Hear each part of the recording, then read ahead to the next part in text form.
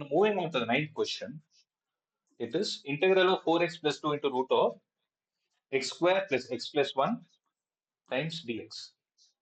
Right, again, you need to substitute the function inside the square root as t. So it will be x square plus x plus 1 is equal to t.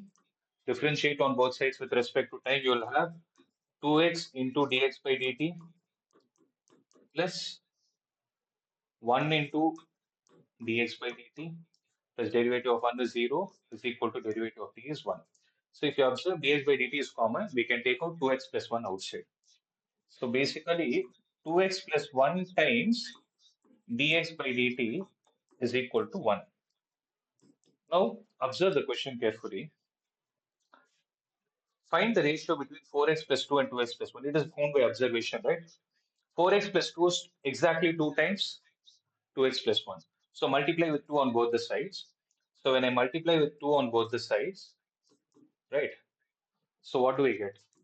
We'll get 4x plus 2 into dx is equal to 2 is there and dt will go to the other side. It will become 2 times dt, so that wherever we have 4x plus 2 times dx, 4x plus 2 times dx, we can replace it with 2 dt, and we have x square plus x plus 1 can be replaced with t.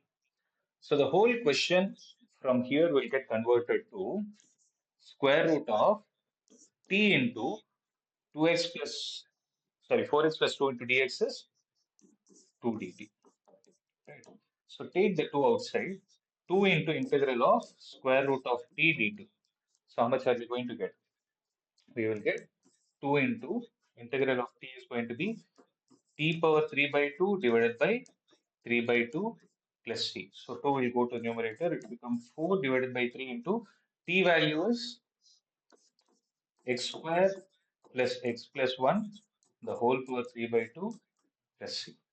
So this would be the final answer.